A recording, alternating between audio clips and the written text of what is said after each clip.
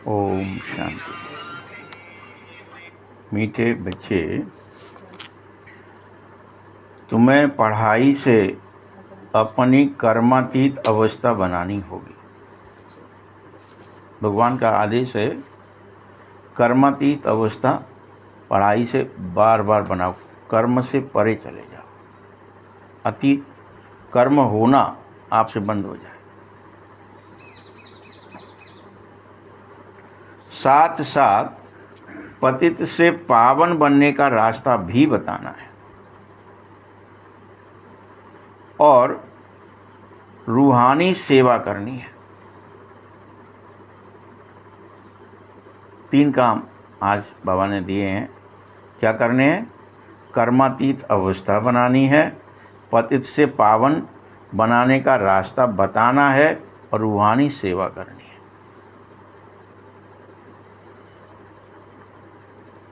प्रश्न है, कौन सा मंत्र याद रखो तो पाप कर्मों से बच जाओगे? कौन सा मंत्र याद रखो? बाबा ने कौन सा मंत्र दिया है जो तुम्हें याद रहे तो तुम पाप कर्मों से बच जाओगे? उत्तर ध्यान से सुन लो। एक ही मंत्र है कि hear no evil, see no evil ... यानी क्या? ये जो ज्ञान इंद्रियां हैं, इनसे बुरा न देखो, बुरा न सुनो, बुरा न बोलो, बुरा न सोचो, बुरा न करो।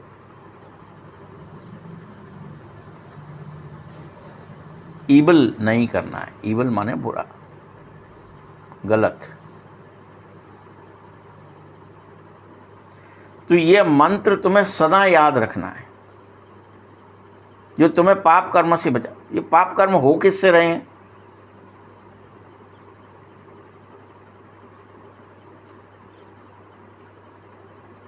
मैसेज कौन दे रहा है हमको? मैं करने के लिए क्यों तैयार हूँ? बुरा देख लिया, बुरा सुन लिया, बुरा बोल दिया, बुरा सोच लिया, कुछ बुरा कर दिया, ये 5 ही चीज़ों था जो आपको पाप करवा रही हैं।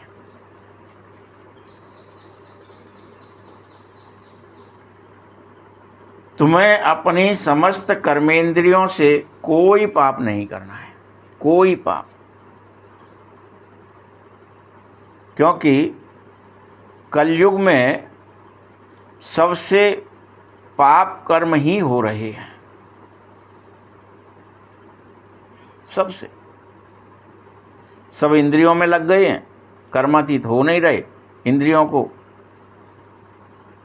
संसार से विड्रॉ नहीं कर रहे और पाप कर्म करने में संलग्न है। ना अच्छा देख पा रहे, ना अच्छा सुन पा रहे, ना अच्छा सोच पा रहे, ना अच्छा कर पा रहे, ना अच्छा बोल पा रहे।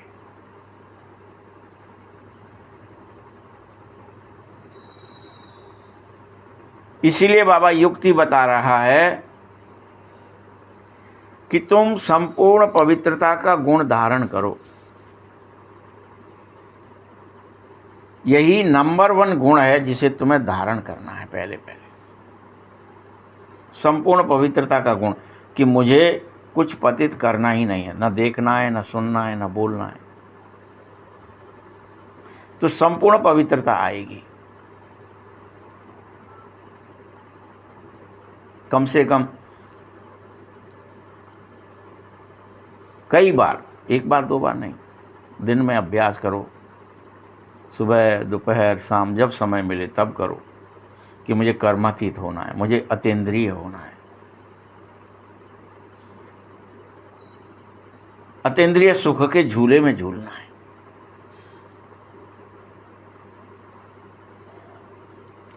ओम शांति।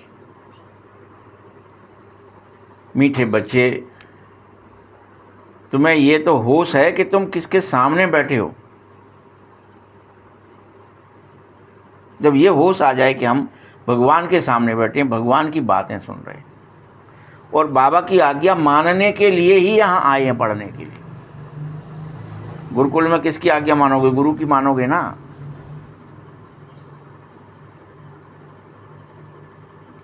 तो बुद्धि में जरूर चलेगा कि हम पतित पावन सर्व का सद्गति दाता जो बाप है, जो बेहद का है, जो सबका पिता है, हम उसी सर्वशक्तिमान के सामने बैठे हैं।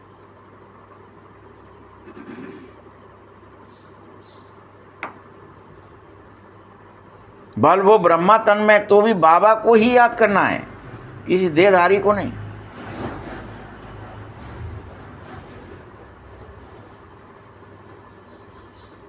क्योंकि कोई मनुष्य है नहीं जो सबकी सद्गति कर सके सिवाय बाप के। बाप में ही वो ताकत है।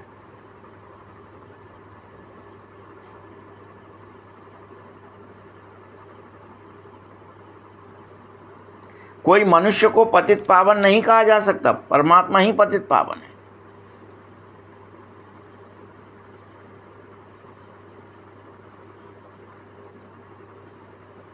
मीठे बच्चों, स्वयं को आत्मा समझना ही पड़ेगा तुम्हें हर हालत में, बार बार, कि मैं हाथ पैर आँख नाक मुंह, न तो इंद्रियां हूं न शरीर हूं।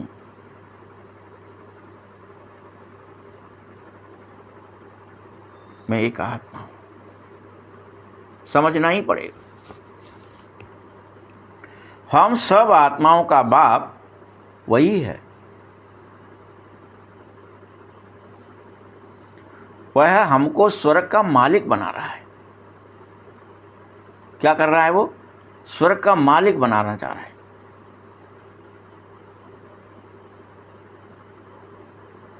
यह बात तुम बच्चों को जरूर जानना चाहिए कि हम स्वर्ग के मालिक बनने वाले हैं, और बहुत खुश भी होना चाहिए। खुशी अंदर से पैदा हो जाए कि हम जो जहाँ पढ़ने जा रहे हैं, जहाँ पढ़ते हैं, जो पढ़ रहे हैं, जो सीख रहे हैं, उससे हम क्या बन जाएंगे? स्वर्ग के मालिक बन जाएंगे। ये बात की खुशी अंदर से आ जाए।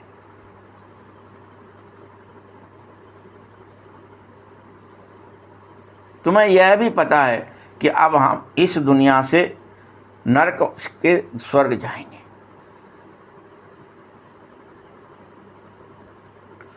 बहुत ही सहज सरल रास्ता मिल गया है। इससे सरल क्या ही होगा? बाबा को याद करना है बस, अतीन्द्रिय होना है, देह को, दुनिया को से परे, कर्म से परे चले जाना है। कोई कर्म में फंसना नहीं है। आँख फंसाती है, कान फंसाता है, मुंह फंसाता है, हाथ पैर फंसाता है, सभी इंद्रियां हमको फंसाती हैं कर्म में। हमें कर्मातीत होना है। सहज रास्ता है, एक ही रास्ता है, सिर्फ याद ही तो करना है।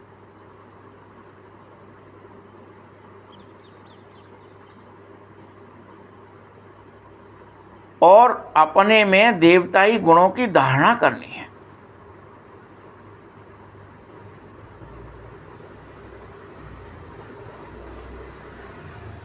स्वयं की जांच रखनी है बार बार, जिसके लिए नारद का मिसाल दिया।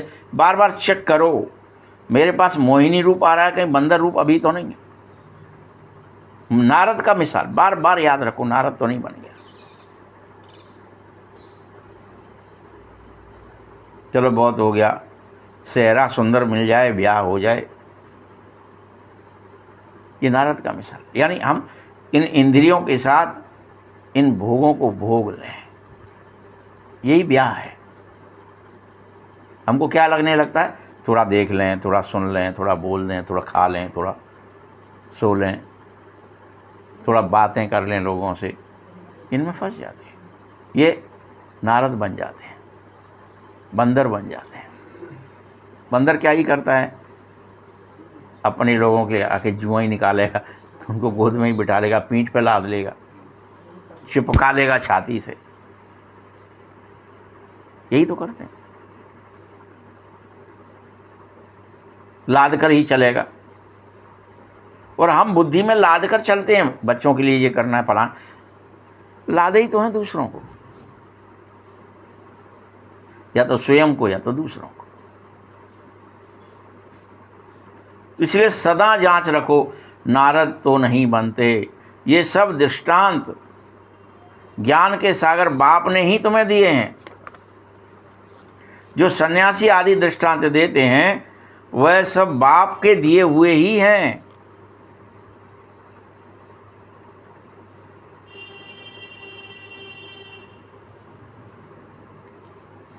तुम भक्ति मार्ग में सिर्फ गाते रहते हो।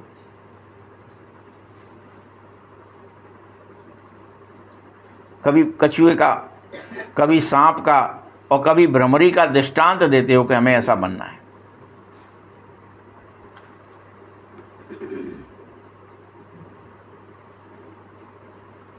लेकिन तुम दृष्टांत दूसरों को देंगे, क्या खुद कुछ भी नहीं करेंगे?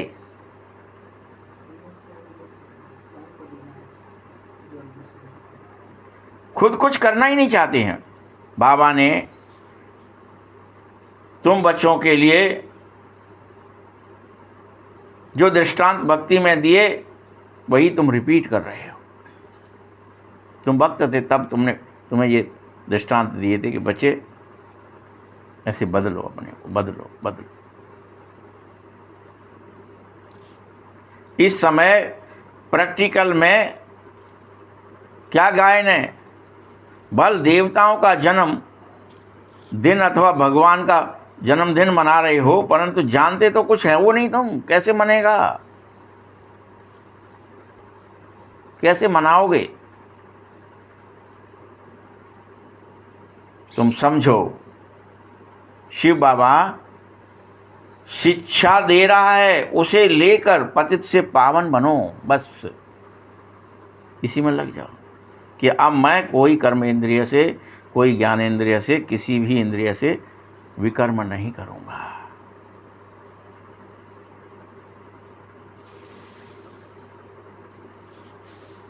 साथ साथ ऐसा उदाहरण बनो जो पतितों को पावन बनाने का रास्ता मिल जाए तुमसे। ऐसा बनना है मुझे, इन जैसा बनना है। दूसरे लोग कहें क्या, हमें तो इन जैसा बनना है।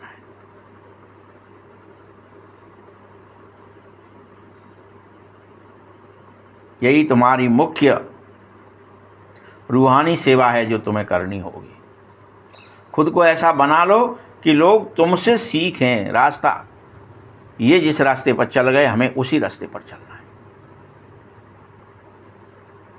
ऐसा बनाओ, उदाहरण बनो संसार के लिए।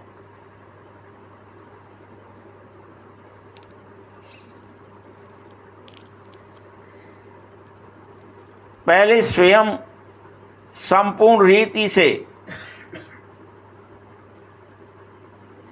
आत्मा स्वीकारो, संपूर्ण रीति से, मन से, बुद्धि से, संस्कार से कि मैं तो आत्मा ही हूं। स्वीकारो। फिर आत्मा का ज्ञान दो। जब तुम स्वीकार लोगे तो ज्ञान दे सकोगे। खुद ही देह बने बैठे हो तो कैसे ज्ञान दोगे? तब दूसरों को कह सकते हो तुम आत्माएं हो। क्योंकि आत्मा का किसी को पता ही नहीं है। किसी से भी पूछे कि तुम कौन है तो कहेगा मैं फलाना हूं। या तो जाति का नाम बता देगा, या धर्म का नाम बता देगा, या कर्म का नाम। तीनों ही नाम में से कोई नाम बताएगा ना। कोई से आप अभी पूछेंगे, किसी को भी पूछो, क्या कहेगा? मैं हिंदू हूँ, मैं मुसलमान हूँ, या तो कहेगा। या तो जाति का नाम बताए, मैं क्षत्रिय हूँ, ब्राह्मण हूँ, कोई भी जाति। या फिर धर्म का, जाति का, या कर्म का। जैसे मैं टीचर हूँ, मैं डॉक्टर हूँ, वकील हूँ। नाम आप वही, आप किसी को भी पता नहीं है कि तुम आत्मा हो। कोई नहीं कहेगा मैं आत्मा हूं। किसी से पूछो आप, जाने अनजाने, चलते उठते बैठते, स्वयं से भी पूछोगे तो मैं स्त्री हूं, पुरुष हूं। आपको ये याद ही नहीं रहता है कि मैं आत्मा हूं। किसी को आत्मा का पूर्ण रूप से अभिमान भी नहीं है। तुम्हें यह याद भी रहना चाहिए कि मैं आत्मा तो हूँ, लेकिन आत्मा अविनाशी है। अमर है। ये है अभिमान, चेक करो कि मैं अविनाश, मेरा विनाश नहीं। फिर हाय हाय में क्यों पड़ा है? हाय मर न जाऊं भूख से, प्यास से, इससे उससे, सर्दी से, गर्मी से, सुख दुख, ये सब शरीर की प्रक्रियाओं को तू अपनी क्यों मान लेता है?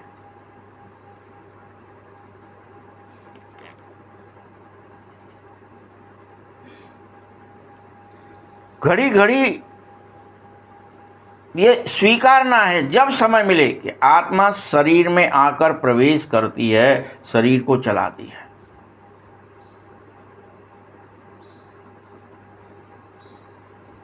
आत्मा शरीर को चला रही है, शरीर आत्मा को नहीं चला रहा है। तभी तुम अपने को घड़ी घड़ी आत्मा समझ पाओगे। और यह भी स्वीकार करो कि हम आत्माओं का पिता परम पिता परमात्मा है, बाप है, हम उसके हैं। हम कौन हैं और हम किसके हैं?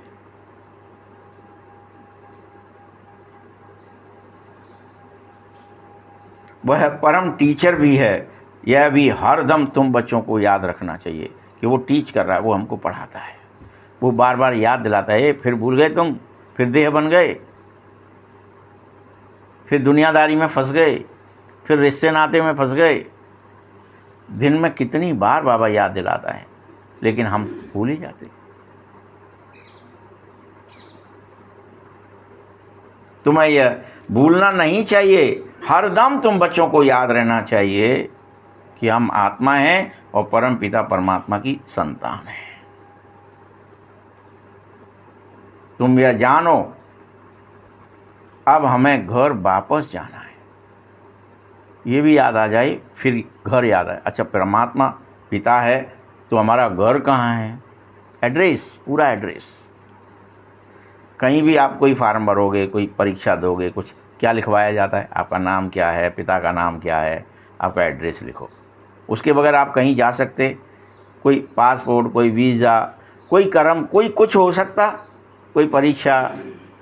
और यही सब हम भूले हुए हैं सब के सब, इसलिए लोग याद दिलवा रहे हैं और वो दृढ़ करवा रहे, नहीं हमारा एड्रेस ये है, हम फलाने जगह के, फलाने शहर के, फलाने गांव के रहने वाले हैं, फलाने हैं, फलाने।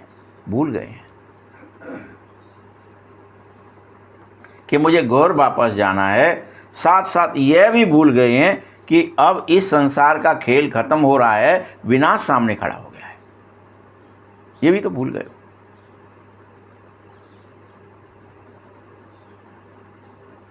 हमें देवता बनना है जीते जी, फरिश्ता बनना है, ये भूल गए। फरिश्ते की तो कोई बात ही नहीं करता आजकल कि हमारे को प्रकट होकर के अनेक सेवाएं करनी है। ये तो बात ही भूल गए संसारी, कोई नहीं करते। न ज्ञानामृत में आएगा लिख करके, न कहीं आएगा, क्योंकि फरिश्ता बनना ही नहीं कोई चाहता है। ब्राह्मण से डायरेक्ट देवता बनना चाहते हो, ऐसा हो नहीं सकता है। सेवा तो करनी पड़ेगी बीच में। जब तुम सतयुग में जाबेंगे तो दैवीय परिवार बहुत छोटा हो जाएगा। कलयुग में देखो कितना ढेर मनुष्य है, ढेर। ये जमीनों की, जायदादों की, मकानों की, दुकानों की कोई कीमत नहीं रहेगी। ये जो बढ़ती जा रही है ना, करोड़ों की, अरबों की होते जा रहे हैं। अरे अभी खरीद लो, बाद में तो ले ही नहीं पाओगे। अरे भाई फ्री में मिलेगी तो भी नहीं लोगे। ये हालत होने वाली है।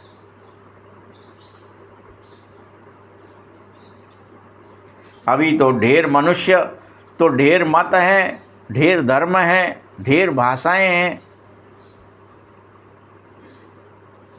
सतयुग में यह सब कुछ नहीं होगा। न ढेर मतें होंगी, न ढेर धर्म होंगे। एक मत, एक भाषा, एकता होगी, कुटुंब होगा। तो ये बातें तुम बच्चों को सारा दिन बुद्धि में लाते रहना पड़ेंगी, बार बार रिमाइंड करना पड़ेगा स्वयं को। जो मैं रोज भूल जाता हूं, प्रत्येक यही तो पढ़ाई है, यही तो याद है। रिमाइंड करो, बार बार सोचो। उस पढ़ाई में तो अनेकों किताबें होते हैं, यहाँ कोई किताब नहीं है, इसलिए कि थोड़ी सी पढ़ाई है, इसके लिए किताब क्या बनेगी भाई। तुम आत्मा हो, परमात्मा की संतान हो, परम धाम के रहने वाले हो, ये तुम्हारा घर नहीं है, एक्टिंग करने आए हो, इसके लिए क्या ही किताब बनेगी 2 अक्षर के लिए।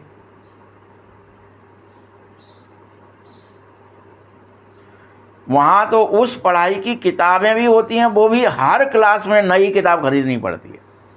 क्लास पास हो गया तो नई खरीदो, फिर क्लास पास हो गया तो फिर नई खरीदो।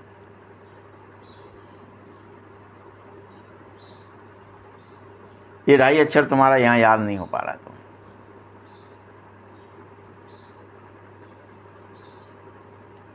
यहाँ तो कोई भी किताब नहीं है, ना कोई शास्त्रों की बातें हैं। मैं कोई शास्त्र भी नहीं पढ़ा रहा तुम्हें, बाबा नहीं कह रहा, मैं नहीं पढ़ा रहा डिटेल में, तुम ये श्लोक याद करो, ये मंत्र याद करो, ये माला फेरो, ये क्रिया करो, इसमें जपो तपो, कोई शास्त्र भी नहीं पढ़ा रहा। उनका सार, और सार है कि तुम आत्मा हो, बस परमात्मा की संतान हो, सार है ये। और तुम यहाँ एक्टिंग कर रहे हो, यथार्थ नहीं है। घर चलो, यही जगत का सार है बस।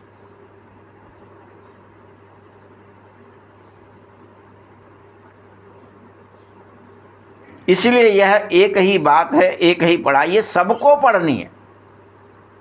इतनी सी बात, ये नहीं आपको पढ़ा दी, 1 को पढ़ा दी, 10 को पढ़ा दी, 100 को पढ़ा दी, 1000 को पढ़ा दी, उससे काम। सबको यही पढ़नी है, पूरे विश्व को पढ़नी है।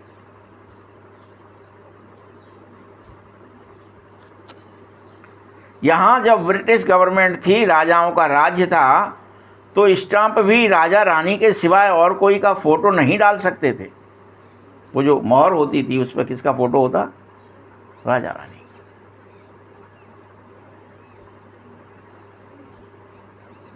आजकल तो देखो भक्त जो होकर जाते, वो उनकी भी अपनी स्टम्प बना रहे हैं।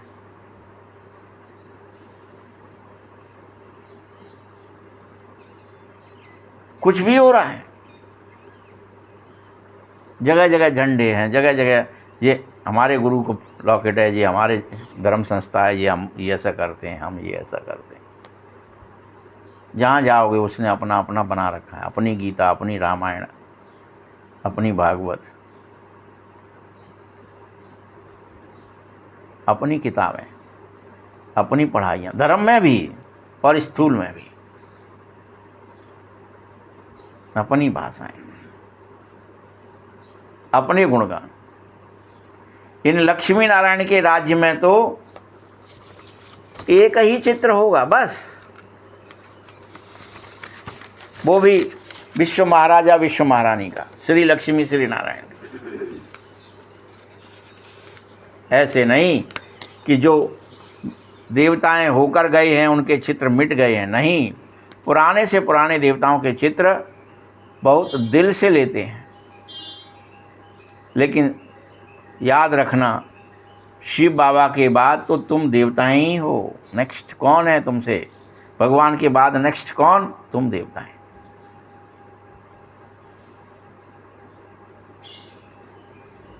तो ये सब बातें तुम बच्चों को धारणा करनी होगी, करो, और औरों को रास्ता बताओ। यह पूरी तरह से नई पढ़ाई है, बिल्कुल नई है, दिव्य है, अलौकिक है, और थोड़ी सी है फिर भी तुम भूल जाते हो। कोई बहुत बड़ी नहीं है, ज्यादा नहीं है, एक ही मंत्र है,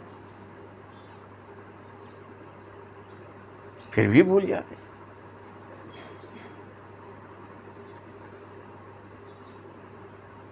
तुमने ही यह सुनी है, तुमने हर कल्प पद पाया है, तो भी भूल रहे हो। कल्प कल्प पढ़ाता हूं,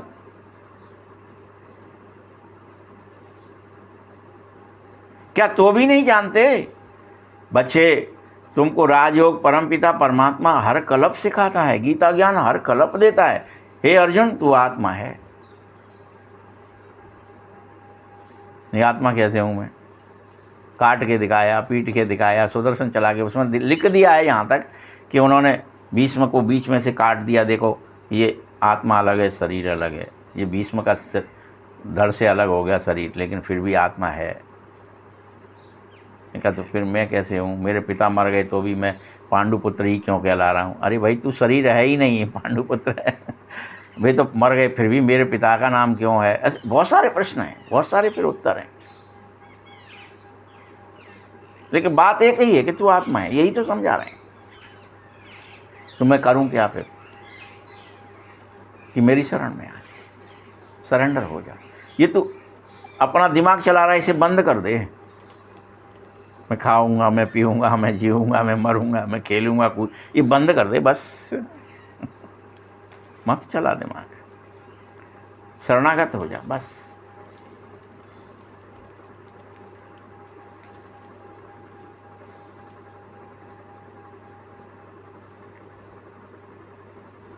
महाभारत की महाभारी लड़ाई मशहूर है ना, तो क्या होता है सो तो आगे चलकर खुद भी देखोगे तुम क्या होता है। कोई कुछ कह रहा है अभी, तो कोई कुछ कह रहा है, लेकिन दिन प्रतिदिन मनुष्यों को धीरे धीरे टच होता जाएगा कि यही होगा। कई कहने भी लगे हैं कि वर्ल्ड वार लग जाएगी, करोड़ों लोग मारे जाएंगे, कुछ कहने भी लगे। लेकिन तुम बच्चों के लिए ऐसा कुछ नहीं कहता हूं मैं। तुम बच्चों को एक ही बात समझाता हूं, तुम अपनी पढ़ाई से इस शरीर को छोड़ने से पहले कर्मातीत अवस्था को प्राप्त करना है। क्या कह दिया? इस शरीर को छोड़ने से पहले कोई कर्म तुम्हें खींचे नहीं, ना हाथ पैर खींचे, ना आँख नाक मुंह कि मुझे कुछ देखना है, कुछ सुनना है, कुछ बोलना है, कुछ खाना है, कुछ पहनना है, कुछ ओढ़ना है, कुछ देखना है, कुछ नहीं। ये हो जाए तुम्हारी अवस्था, वो भी कब हो जाए? शरीर छूटने से पहले ही हो जाए सबकी, जो पढ़ने आए हो। तुम ये नहीं कि विनाश होगा तब होगी, बम गिरेगी तो होगी, नहीं होगी। फिर तुम्हें जीते जी करनी है प्रैक्टिस।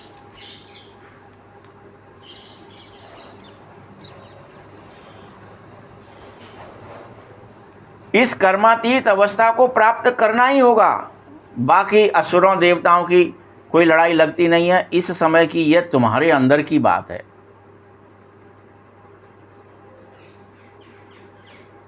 तुम ब्राह्मण संप्रदाय हो, फिर फरिश्ता बनते हुए देवता संप्रदाय बन जाओगे, और यह सब कर्मातीत अवस्था होने पर ही होगा। जो नहीं हो पाया कर्मातीत, वो देवता नहीं बनेगा।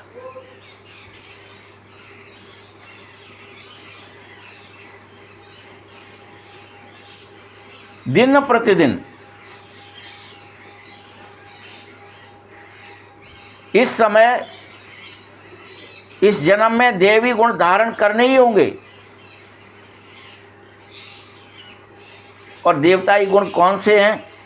सबसे नंबर गुण 1 देवताई गुण है पवित्रता को धारण करो। और कोई देवताई गुण अलग से कुछ नहीं होंगे कि पता नहीं देवताओं के कौन से गुण होंगे, बाबा बता नहीं रहा है। बाबा ने कह दिया देवताई गुण धारण करो। कहाँ धारणा करें? पवित्रता की धारणा करो। तो जो 7 गुण है ना, यही देवताई गुण है। जब पवित्रता की धारणा होगी तो फिर और बाकी ऊपर के सब होंगे। सुख भी होगा धारणा, शांति भी आएगी, आनंद भी आएगा, प्रेम भी आएगा, ज्ञान भी आएगा, शक्ति भी आएगी, सब आ जाएगा। परम शक्तिशाली हो जाओगे, बाप समान हो जाओगे। इसलिए पहले मुख्य नंबर 1 देवताई गुण पवित्रता है, इसकी धारणा करनी है। बार बार अपवित्र हो जाते, देह में फंसे अपवित्र हो गए। जैसे कहते हैं ना यहाँ कि कितना ही करंट हो, अगर वो ज़मीन पर लगा तो वो अर्थिंग हो जाता है। तो हम सब के लिए फिर क्या कह दिया, एक काम करो, मृग छाल पहन के नीचे बिछा के बैठो, कंबल बिछा के बैठो, कोई ऐसी चीज़ बिछा के बैठो जिससे वो करंट नहीं। करंट क्या है? देह याद आई, करंट खत्म। आत्मा ही करंट है, वही, और शरीर अर्थ है। याद आ गया अगर शरीर, करंट खत्म हो गया। बचो इससे, अलग करो दोनों को, अर्थ और करंट दोनों अलग अलग करो। शरीर अलग है, आत्मा अलग है।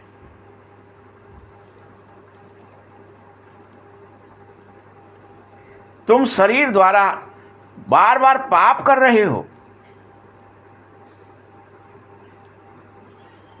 इसीलिए आत्मा होते हुए भी तुम्हें पाप आत्मा कहा जा रहा है, क्योंकि आत्मा कर्मेंद्रियों से बार बार पाप करती रहती है। इसीलिए भगवान का आदेश है कि अब hear no evil, see no evil, think no evil. न बुरा देखो, न बुरा सुनो, न बुरा करो, न बुरा बोलो, न बुरा सोचो।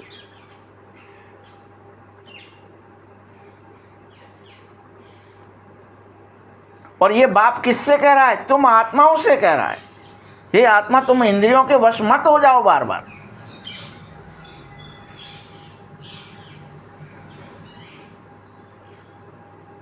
क्योंकि बाप को पता है कि तुम आत्मा ही कानों से सुनते हो, ये कान नहीं सुनते हैं, तुम आत्मा सुनते हो। ये आंख नहीं देखती, तुम आत्मा इनके थ्रू देखते हो।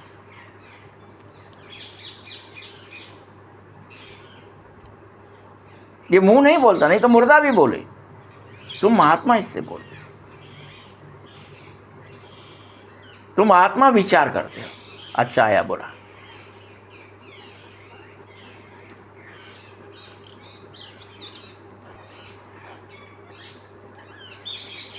इसीलिए बाप तुम बच्चों को बार बार स्मृति दिलाता है, मीठे बच्चों,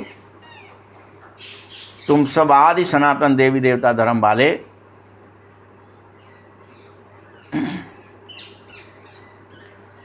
थे, चक्कर खाकर आए हो पूरा, फिर से तुमको वही आदि सनातन देवी देवता बनना है। पूरा होगा चक्कर, खा लिया तुम देवता से फिर क्षत्रिय बन गए, फिर वैश्य बन गए, शूद्र बन गए, ब्राह्मण बन गए, फरिश्ता बनो, देवता फिर से बनो। ये चक्कर पूरा कर, चक्कर खा लिए तुम। फिर बनना है देवता। यह मीठी स्मृति है। जैसे ही तुम्हें ये मीठी स्मृति आएगी, पवित्र बनने की हिम्मत आ जाएगी। अच्छा, मुझे देवता बनना है तो पवित्र बनने की स्मृति, अरे तो साफ बनना पड़ेगा, पवित्र बनना पड़ेगा।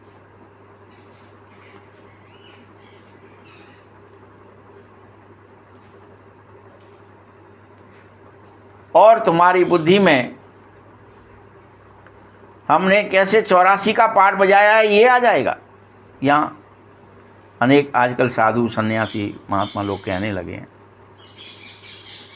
कि जब तुम्हारा हृदय चक्र और विशुद्धि जागृत होता है, जिन जन उनको सब 84 जितने जन्म लिए हैं पिछले, वो सब याद आने लगते हैं। अब सब कहेंगे ना उनको कितने जन्म हुए, कैसे हुए। ये चक्र जैसे ही विशुद्धि पर जाएंगे, सब याद आएगा पिछला, और रील घूमने लगेगी, चाहे जिस जन्म में को आप देख सकोगे उस समय, क्यों, क्या, कैसे हो रहा है।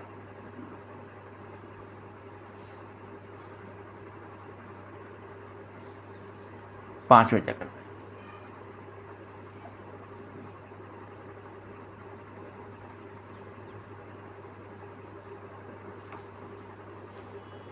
तो तुम्हारी बुद्धि में ये 84 का पाठ आ जाएगा। क्या क्या बजाया है तुमने? अभी तो तुम कितना ही बाबा समझा रहा है, तुम्हें दिख ही नहीं रहा है कुछ। कहाँ बजाया हमने, हम तो यहीं मरे, यहीं जन्मे हैं, हम तो ये ही हैं। क्योंकि आप मूलाधार में पड़े हो। खा लिया, पहन लिया, उसी में खाने को मिल जाए, रोटी कपड़ा मकान हो जाए, बहुत है, उसी से फुर्सत नहीं। जगह ही नहीं रहे कोई भी। अब 84 को जन्म को कब देखोगे?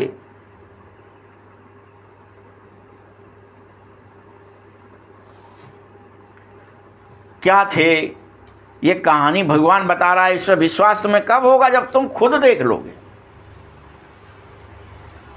अभी तो बाबा कह देता है, कोई तो हाँ कर देता है, कोई कहता है कैसे मान लें कि हम थे, कि हम ही थे। विश्वास ही नहीं होता।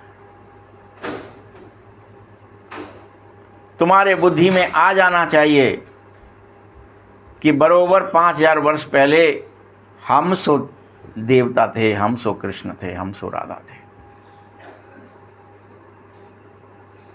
हम सो परम पवित्र थे, निर्विकार थे। ये याद आ जाना चाहिए।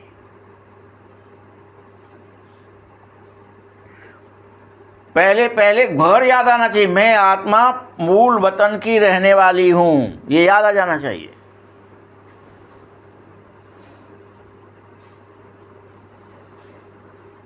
आगे यह जरा भी ख्याल ही नहीं था तुम्हें। ख्याल थे? बताइए कि हम मूल वतन है कोई, जहाँ पर हम रहते हैं, यहाँ तो हम पार्ट बजाने आए हैं, एक्टिंग करने आए, हमारा घर वहाँ अलग है, वहाँ के रहने वाले। कभी याद है? किसी को याद नहीं। याद आए तो तुम चले ना स्मृति से।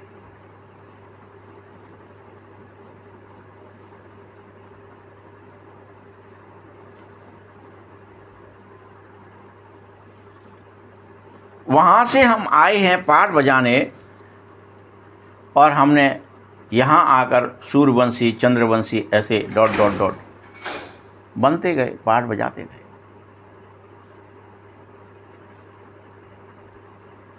अभी फिर से ब्रह्मा की संतान ब्राह्मण वंशी बने हैं, ब्रह्मा मुख वंशावली।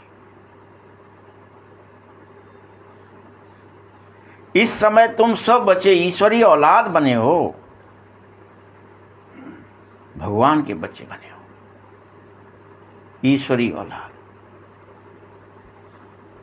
आसुरी औलाद से ईश्वरीय औलाद बनने में माया खींचती है कि मेरी औलादें थी जो तुमने ले ली, अपनी क्यों बना रहे हैं? हटा, युद्ध करती है।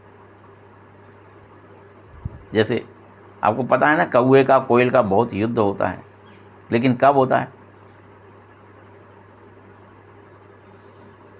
कोयल चुपचाप से देखा अंडा, एक जितने अंडे उसने दिए हैं वो उठाएगी, अपना अंडा उसके घोंसले में रखेगी कौवे के में, और कौवे का अंडा निकाल के पटक देगी, ज़मीन पे फेंक देगी।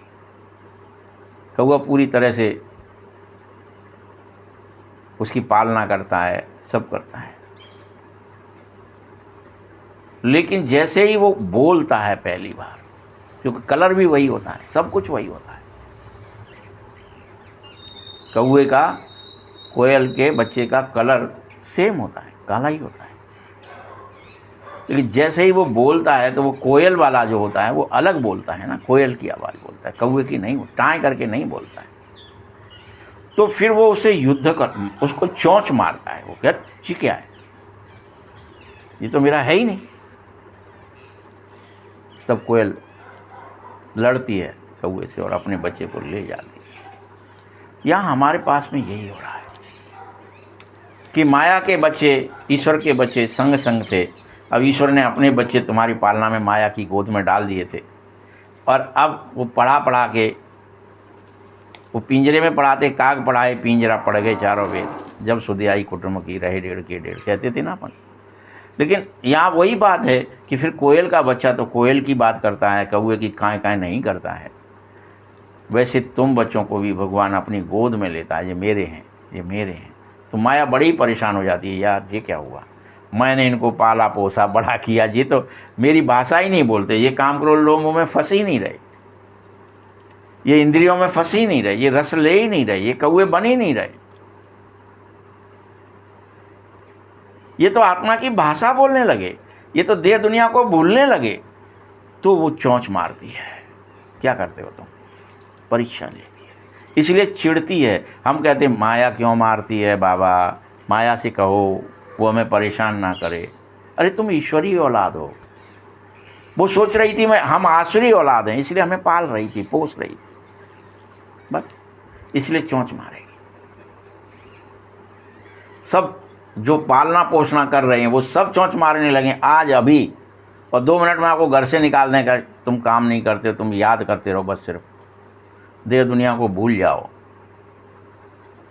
स्त्रीवान पुरुषवान भूल जाओ, तब देखना तुम्हें कौन रखेगा घर में, कौन खिलाएगा पिलाएगा। सब मना कर देंगे, भाई इज्जत आई लिए यहाँ जगह नाने, तुम कछु कत्त दत्त नाने सिर्फ बैठे रहता हो, बाबा ये बाबा बाबा करते रहते हो, या याद करते हो, या कुछ भी नहीं करना चाहते हो, तुम तो समाधि में ही रहने लगे हो, निर्विकल्प हो गए हो, तुम्हारे को कोई लेना देना नहीं, तुम भगो यहाँ से।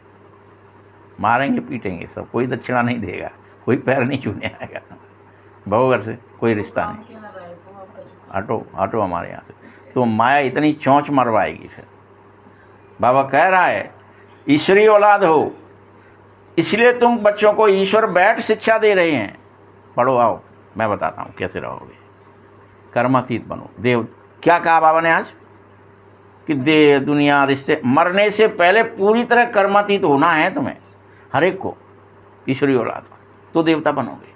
जो कर्मातीत नहीं हो पाया, कर्म उसका कर्म में कुछ बुद्धि लगी रही, कुछ करना है, कुछ खाना है, पहनना है, सोना है, जगना है, उठना है, बात करना, कुछ भी इंद्रियों की तरफ गया, मतलब गया काम से, वो माया भी रहेगा, वो ईश्वरीय नहीं बन पाएगा।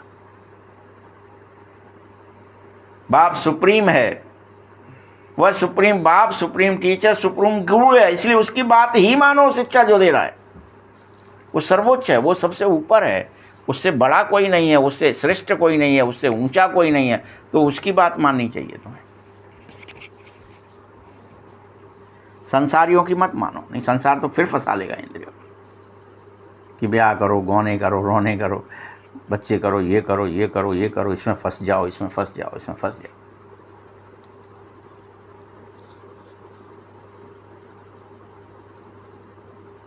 मीठे बच्चों, हम उसकी मत से सब मनुष्यों को श्रेष्ठ बनावें। उस जो सुप्रीम है उसकी मत से सभी को श्रेष्ठ बनाएं। मुक्ति और जीवन मुक्ति दोनों ही श्रेष्ठ हैं, उसमें ले चलें और अपने घर चलें, फिर से पवित्र आत्माएं बनकर राज्य भी करें, देवता बन जाएं। ये चक्र है, इसको ही स्वदर्शन चक्र कहा जाता है। कोई और स्वदर्शन नहीं है। जो कृष्ण को दिखा दिया उनके पास स्वदर्शन चक्र था, वो कैसे है? यही है स्वदर्शन।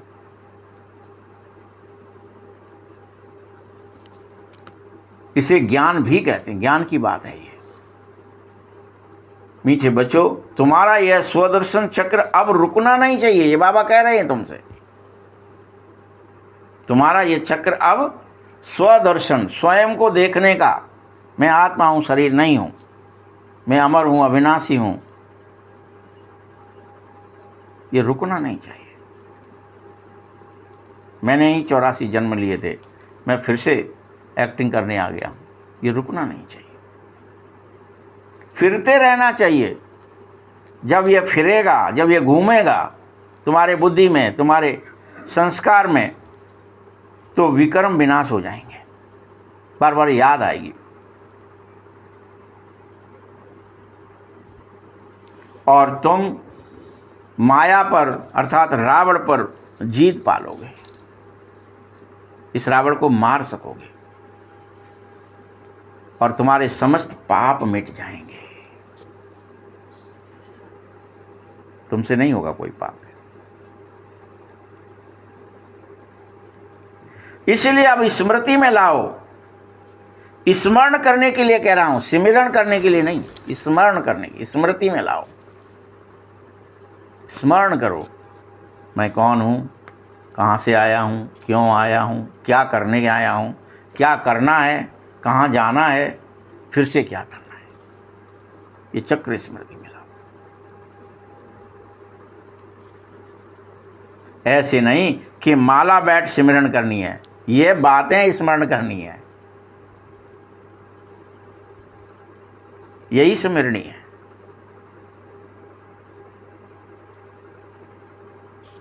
आत्मा में अंदर ज्ञान है तो तुम बच्चों को और भाई बहनों को समझाना होगा।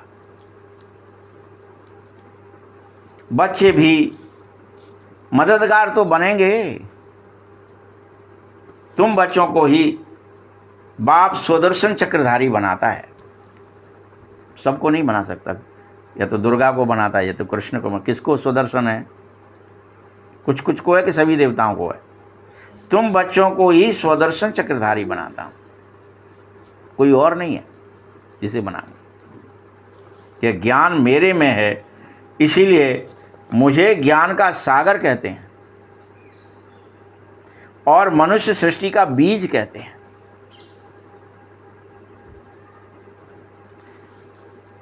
मुझको बागवान भी कहा जाता है।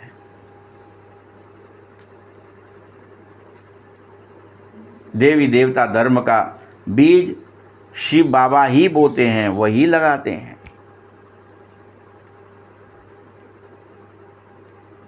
वही स्थापित करते हैं, वही स्थापना हो जाती है। अभी पुनः तुम देवी देवता बनो। तुम्हें सारा दिन ये सिमरण करते रहना है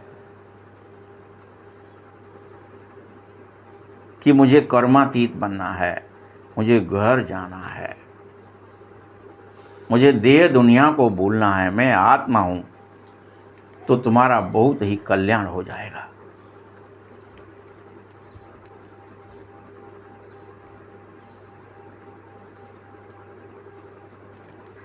और देवीय गुण भी धारण करने हैं।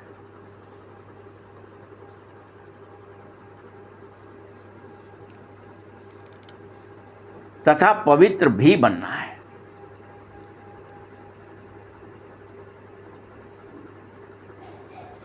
याद रखना, स्त्री पुरुष दोनों इकट्ठे रहते भी पवित्र बन के दिखाओ। ये नहीं हमसे नहीं हो पा रहा है, इकट्ठे रहेंगे तो नहीं हो पाता। प्रतिज्ञा करो।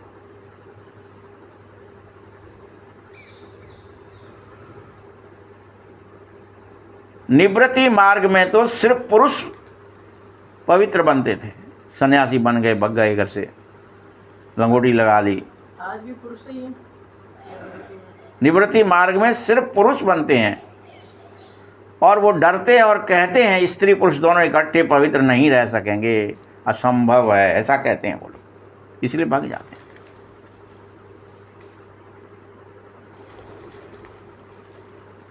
बोलो बच्चे, तुम्हें भल विश्वास अभी नहीं होगा, लेकिन बाप को तो पता है कि सतयुग में सभी स्त्री और पुरुष इकट्ठे रहते हुए पवित्र रहते थे। सभी स्त्री पुरुष भी रहते थे, शादी संबंध होते थे, सब लक्ष्मी और नारायण बने, लेकिन पवित्र रहे। ये नहीं स्त्री पुरुष कैसे इकट्ठे रहेंगे? अरे भाई, तुम्हें उस स्थापना में जाना है, तुम्हें उस कर्म में जाना है, उस राज्य में जाना है जहाँ सन्यासी नहीं बन सकते। तुम वहाँ भाग नहीं सकते, कोई जंगल नहीं होगा अलग से कि जहाँ भागोगे। वहाँ तो रहना इकट्ठे है और पवित्र रहना है। तभी तो लक्ष्मी नारायण की या राधा कृष्ण की महिमा गाई जाती है, वो उस पवित्रता की वजह से। वो महिमा योग्य हैं, पवित्रता की वजह से योग्य हैं। ऐसे नहीं कि कंधे पे सर रखे हुए बैठे हैं या बगल में बैठे हैं। तो मनुष्यों ने तो कुछ भी कर दिया है, वहाँ दिखा दिया। वो तो समाधि में रहते थे, वो तो योगेश्वर कृष्ण थे, वो तो योग में ही रहते थे, लेकिन फिर दिखा दिया उनको अलग से। अरे राधा कृष्ण अकेले नहीं थे, वो तो 16,108 रानियाँ थीं। वो शिव बाबा की जो बात है वो उनके साथ मिक्स कर दी। अभी की बात को, माला की बात को अभी मिक्स कर दिया, तो गड़बड़ कर दी शास्त्रों में। न याद रहा मुख्य क्या था और क्या नहीं था। कि पहले कृष्ण बनने से पहले 16,108 बनते हो, वो शिव बाबा बनाता है, कृष्ण नहीं बनाता है, लेकिन उसके साथ थोप दिया। फिर उनके बाल बच्चे भी हुए, पर वो योग से नहीं हुए, वो भोग से हुए, वो द्वापर में सब ऐसे और पतित पना लिखते चले गए हम शास्त्रों में। और इसलिए हमें नशा ही नहीं रहा कि पवित्र होने पर स्त्री पुरुष लक्ष्मी नारायण पवित्र रहने की महिमा गाई जाती है। पर लक्ष्मी नारायण का एक फ़ोटो बना दिया, मंदिर बना दिया, बात खत्म हो गई कि वो श्रेष्ठ हैं। राधा कृष्ण नहीं है श्रेष्ठ, वो तो कौन है, वो द्वापर के हैं, वो तो कईयों घेरते रहते थे। ऐसे करके मतलब बड़ा भारी निकृष्टपना तुमने लिख लिया। वो बात शिव बाबा के साथ जोड़नी थी, वो जोड़ दी कृष्ण के साथ, कि जिससे 24 घंटे होश है, जो भगवान आया है कल पहले की तरह, जो फिर से गीता ज्ञान दे रहा है, फिर से तुम्हें आत्मा की स्मृति समझ, फिर से कर्मातीत अवस्था ला रहा है।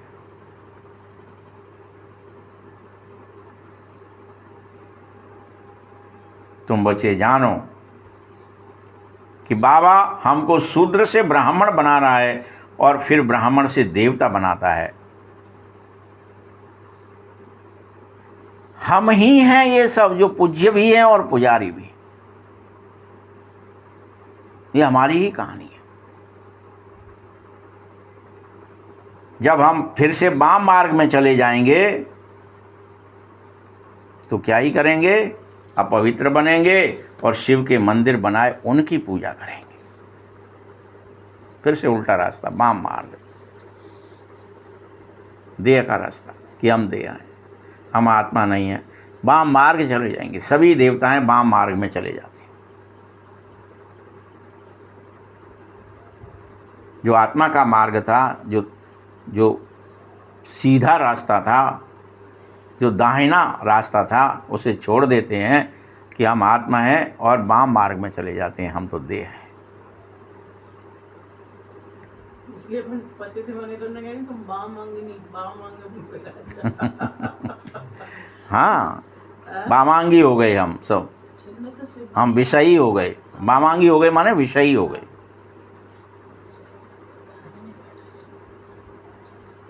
बाबा कहता है तुम अपने जन्मों को नहीं जानते हो कि तुम ही देवता थे, तुम ही वाम मार्ग में गए हो। बाबा ही बता रहा है, मैं बताता हूँ तुम्हें याद नहीं है भले ही, लेकिन मैं बता रहा हूँ कि तुम वाम मार्गी हो गए।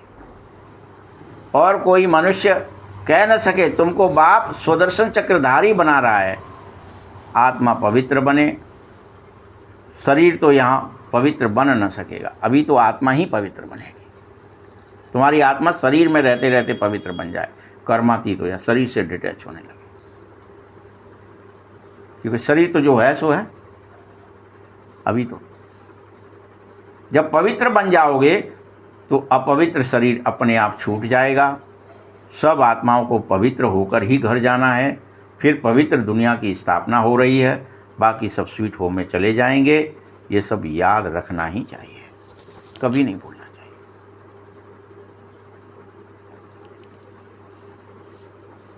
बाबा को याद के साथ साथ गुरु की भी याद जरूर करना है।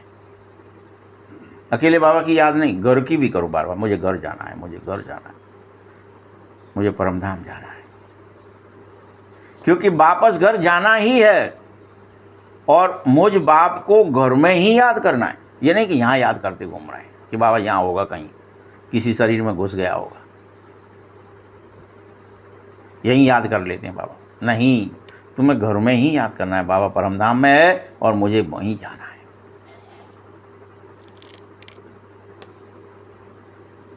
बल तुम यह भी जानो कि बाबा भले ही इस तन में आकर तुमको सुना रहा, लेकिन फिर भी तुम्हारी बुद्धि परमधाम स्वीट होम से टूटनी नहीं चाहिए, गिरनी नहीं चाहिए, बुद्धि वहीं जाए।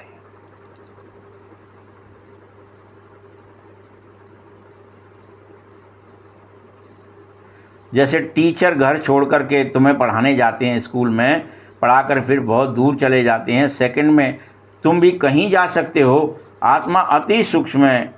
बाबा ने आत्मा का ज्ञान दिया है ये तुम जानो और यह भी समझो कि स्वर्ग में कोई गंदी हरकत, कोई गंदी चीज़ होती नहीं है जिसमें हाथ पैर अथवा कपड़े आदि मैले हो सकें। स्वर्ण वस्त्र होते हैं तुम्हारे, मैले का कोई चक्कर ही नहीं है, धुलने का कोई चक्कर नहीं है।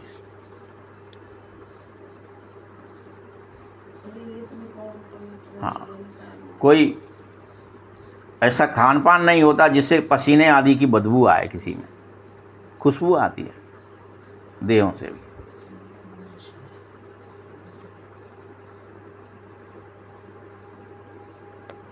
देवताओं की बहुत ही सुंदर पहरवाइश होती है, पहरवाइश जो होती है वो बहुत ही सुंदर होती है।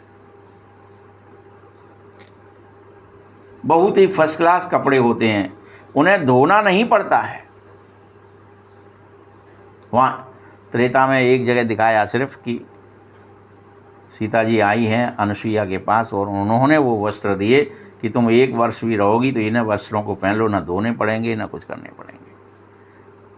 और इंद्र भी प्रकट हुआ दिखाते कहीं कहीं छेपक में कि वो आया, उसने एक पात्र दिया, उसमें खीर रखी थी, वो खाई कि अब तुम्हें साल भर के लिए भोजन भी नहीं करना पड़ेगा, साल भर भूख ही नहीं लगे। अब जो भोजन इंद्र के पास है, यानी देवताओं का कैसा भोजन है, एक बार खाया कभी भूख लगनी ही नहीं है, भूख न प्यास, न पानी पीना है, न भोजन करना है, न वस्त्र बदलने हैं, न नहाने हैं, कुछ करना ही नहीं है ऐसा। और बिल्कुल निश्चिंत निर्विघ्न होकर रहो, वहाँ जाओ। तो तुम्हें ये सब सुनकर देख कर कितनी खुशी होनी चाहिए कि हम 21 जन्म के लिए ऐसे बन जाएंगे, ऐसे बन जाएंगे। बस देखते रहो, खुशबू आएगी तुम्हारे अंदर से। फिर बाद में 500 साल पहले तक भी वर्णन है कि अकबर आदि सभी राजाएं जो होते थे वो फिर इत्र डालते, जाने क्या क्या फूल डालते, हमाम घर बोलते उसको, फिर उसमें नहाते और अनेक लोग उनको ओवटन करते, कुछ भी करके जैसे क्या हो जाए वो कि इनमें से खुशबू आने लगे। बट खुशबू तो आ नहीं सकती ना, कान पान गड़बड़ है। तो राजाएं फिर ये कोशिश करते कि हमारे अंदर से भी थोड़े से इत्रों से नहाएंगे या और चीज़ों से, दूध दहियों से नहाएंगे, किसी चीज़ों से नहाएंगे तो शायद खुशबू आ जाए। लेकिन तो नेचुरल खुशबू होती है जो देवताओं के अंदर से आती है।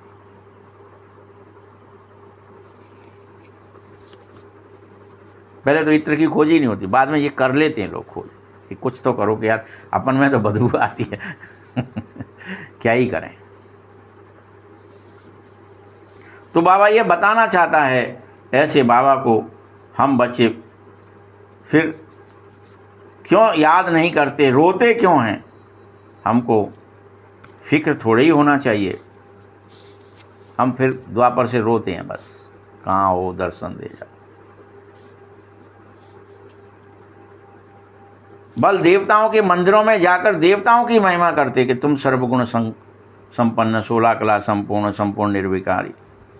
कोई कहते हैं अच्युतम केशवम, ऐसे अनेक तरह के बोल बोलते हो उनको देवताओं के आगे, आरतियां उतारते हो, गीत गाते हो।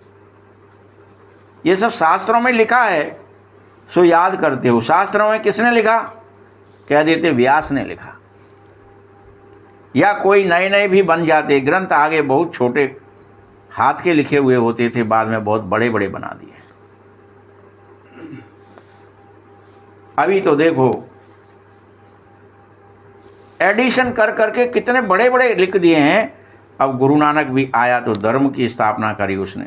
ज्ञान देने वाला तो एक ही है। क्राइस्ट भी आया, उसने भी एक धर्म स्थापित कर दिया। अब्राहम आया, उसने कर दिया। बुद्ध आया, उसने कर दिया। तो अब सब आ जाते, फिर वापस जा न सके। घर भेजने वाला तो शिव बाबा है। क्या क्राइस्ट घर भेज सकता? नहीं ना। कोई भी धर्मगुरु तुम्हें घर वापस नहीं ले जा सकता। आ सकता है, धर्म स्थापित कर सकता है, लेकिन घर नहीं ले जा सकता, क्योंकि वह सब भी वापस आते हैं फिर भिन्न नाम रूप से यहीं पुनर्जन्म लेकर तमो प्रधान अवस्था में वह भी जाने लगते। सतो आते तो रजो और तमो में जाते, जो रजो आते वो तमो में जाते, तमो प्रधान में जाते। सबको तमो प्रधान होना है। इस समय सबके सब, चाहे कोई भी थे, चाहे नारायण भी थे और चाहे जीसस भी थे या कोई भी थे, सबके सब तमो प्रधान है। हम सब, जो देवता थे वो भी, जो धर्मगुरु थे वो भी, सब तमो प्रधान है। सभी की देहात्मक दृष्टि होने से जड़जड़ी भूत अवस्था हो गई है। जड़जड़ी भूत मतलब देह हैं, सब यही याद करें, हम स्त्री पुरुष हैं, हम देह हैं, हम औरत हैं, हम आदमी हैं, हम बूढ़े हैं, हम बच्चे हैं। देहात्मक दृष्टि, जड़जड़ी भूत अवस्था जिसे बोलते हैं। जड़ भूत बन गए कि हम शरीर हैं, मैं पृथ्वी जल वायु अग्नि आकाश सब बना हुआ, ये पिंजरा ही हम है, इसलिए जड़जड़ी भूत अवस्था। तुम सब पुनर्जन्म लेते लेते सभी धर्म वाले तमो प्रधान बने हैं। सबको वापस जाना जरूरी है, फिर से चक्र फिरना जरूरी है। पहले पहले नया धर्म चाहिए जो सतयुग में था, जो पुनः स्थापित हो रहा है। बाबा आकर के आदि सनातन देवी देवता धर्म फिर से स्थापित कर रहा है और कह रहा है, बच्चे तुम इसके लिए तैयारियां करो, कर्मातीत अवस्था में चलो, विनाश भी होना है। स्थापना, विनाश और पालना तीनों काम हम चलना ही है। सतयुग में एक ही धर्म रह जाएगा, ये स्मृति तुम्हें वापस लौट आए। सारा चक्र स्मृति में लाना होगा, 84 का चक्र कर वापस घर जाना होगा। तुम बोलते चलते सुदर्शन चक्रधारी हो जाओ, बोलते भी, चलते भी, काम करते भी सुदर्शन तुम्हारा घूमता रहना चाहिए। फिर कहते हैं कृष्ण को सुदर्शन चक्र था। बच्चे, भला कृष्ण बनोगे तो फिर तुम किसी को मार नहीं सकोगे, वहाँ तो अहिंसा परमो धर्म हो जाएगा। वहाँ किसी का सर काटने की, किसी विकार को मारने की या किसी चीज़ को भी हिंसा करने की ज़रूरत ही नहीं है।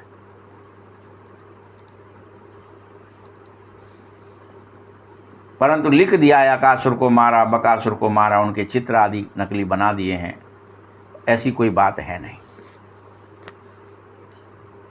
तुम बच्चों को ही अभी सभी को सुदर्शन चक्रधारी बनना चाहिए, क्योंकि सुदर्शन चक्र से ही तुम्हारे पाप कटेंगे, दूसरा कोई तरीका नहीं है। जैसे जैसे तुम आत्मस्मृति में लौटोगे तुम्हारे पाप कटना शुरू हो जाएंगे, सब कट जाएंगे, तुम्हारा असुरपना खत्म हो जाएगा। यही देवताओं और असुरों की लड़ाई है, बाकी कोई असुर और देवता कभी मिलते ही नहीं है। जब तुम असुर होते हो तब तुम देवता नहीं होते हो, तुम ही जब देवता होते हो तो असुर हो न सको, तो मिलेंगे ही नहीं, क्योंकि तुम ही हो। तो फिर लड़ाई कैसे होगी बताना जरा। रात की दिन से लड़ाई हो जाए, सुख की दुख से लड़ाई हो जाए, हानि की लाभ से लड़ाई हो जाए, हो सकती है क्या? कैसे मिलेंगे वो?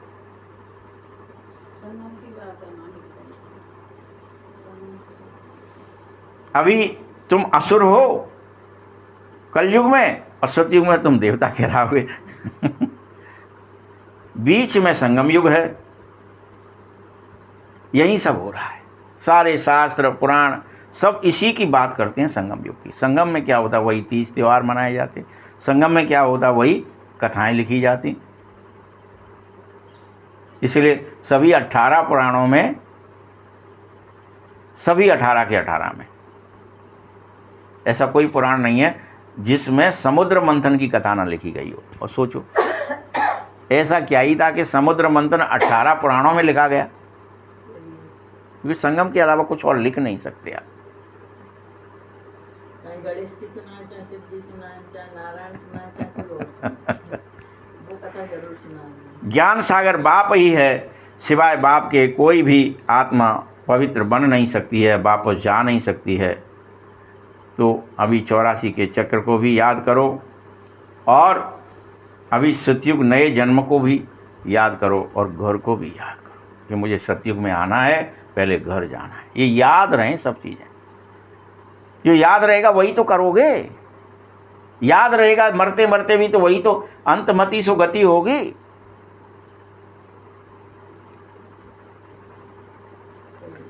फिर ऐसा जन्म दोबारा नहीं मिलेगा, ये याद रख लें। शिव बाबा अभी, ब्रह्मा बाबा भी अभी है, तो लौकिक, पारलौकिक और अलौकिक बाबा इस समय की बातें हैं। इस ब्रह्मा को अलौकिक कहा जाता है, शिव को पारलौकिक कहा जाता है। तुम्हें सिमरण शिव बाबा को करना है, इस ब्रह्मा को नहीं। बल ब्रह्मा का मंदिर भी जाकर बनाया, पूजा करते हो, वह तब पूजते हो जब तुम सूक्ष्म वतन में ब्रह्मा पहुंच जाता है अव्यक्त होकर, इसलिए वो पूजनीय हो जाता है। अव्यक्त मूर्त है, संपूर्ण है उस समय।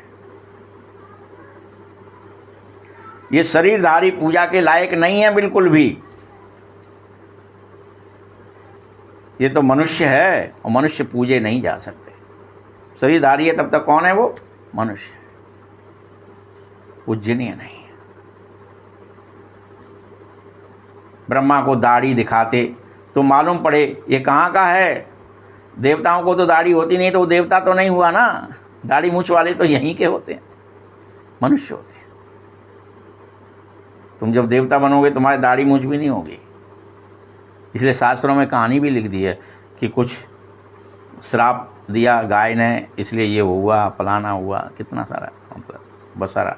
किसी के श्राप की वजह से हम सब कोई सब रोग हो गए हैं, फलाना हो गए हैं मनुष्यों। तुम्हारा नाम बहुत है। सोमनाथ का मंदिर कितना ऊंचा है। सोमरस पिलाया कब? अभी।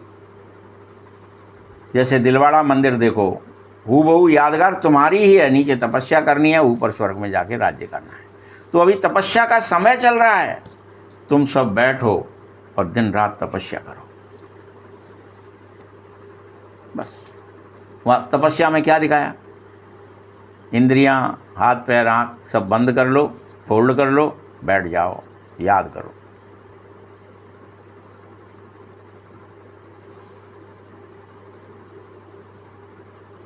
मनुष्य समझते हैं स्वर्ग कहाँ, ऊपर में होगा कहीं, छत में बना दिया। इसी बनाने वाले कुछ समझते नहीं थे। बड़े बड़े करोड़पति हैं, उनको ये बातें तुम समझाओ। तुमको अभी ज्ञान मिल गया है, बहुतों को दे सकते हो, चांस है। अच्छा, मीठे मीठे सकृदय बच्चों प्रति माता पिता बाप दादा का याद प्यार और गुड मॉर्निंग। रूहानी बाप की, रूहानी बच्चों को नमस्ते। रूहानी बच्चों की भी बाप को भी, रूहानी बच्चों की तरफ से भी बाप दादा को बहुत बहुत याद प्यार और नमस्ते। धारणा के लिए मुख्य सार है, अंदर से आसुरीपन को समाप्त करने के लिए जो हमारे अंदर में असुरता है, दैत्यपना बैठा हुआ है, असुराई है, इसको चलते फिरते भी स्वदर्शन चक्रधारी होकर रखो। सारा चक्र स्मृति में लाओ।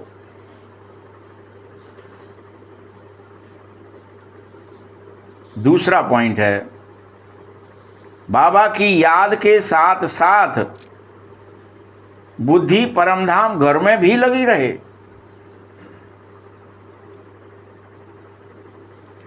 और बाबा ने जो स्मृतियां दिलाई हैं, तुम्हें याद दिलाया है, जो जो उसका सिमरण कर अपना कल्याण करो। बाबा ने स्मृति दिलाई है तुम आत्मा हो, तुम अमर हो। बाबा ने स्मृति दिलाई है तुम देवता हो। बाबा ने ही तो ये सारी स्मृतियां दिलाई। तुम 84 चक्र का काट के आए हो, भले ही तुम अभी नरक में हो, भले ही अभी दैत्य हो, लेकिन तुम ही स्वर्ग में जाओगे। ये सारा स्मरण करके अपना कल्याण कर लो। स्मृतियों को वापस लौटाओ, कल्याण कर लो। वरदान है, सर्वगुण संपन्न बनने के साथ साथ किसी एक विशेषता में विशेष प्रभावशाली भव। सर्वगुण संपन्न तो बनना ही है, फिर भी किसी एक विशेषता में विशेष प्रभावशाली भव। जैसे कोई डॉक्टर होते हैं ना, बाबा उदाहरण दे रहा है, तो उनको जनरल बीमारियों का तो ज्ञान होता ही है, लेकिन साथ साथ वो किसी एक बात में विशेष नॉलेज अर्थात नामी ग्रामी हो जाते हैं, फिर तो उसको स्पेशलिस्ट बोलते हैं। वैसे ही आप बच्चों को सर्वगुण संपन्न तो बनना ही है, फिर भी कोई एक विशेषता में विशेष रूप से अनुभव करो।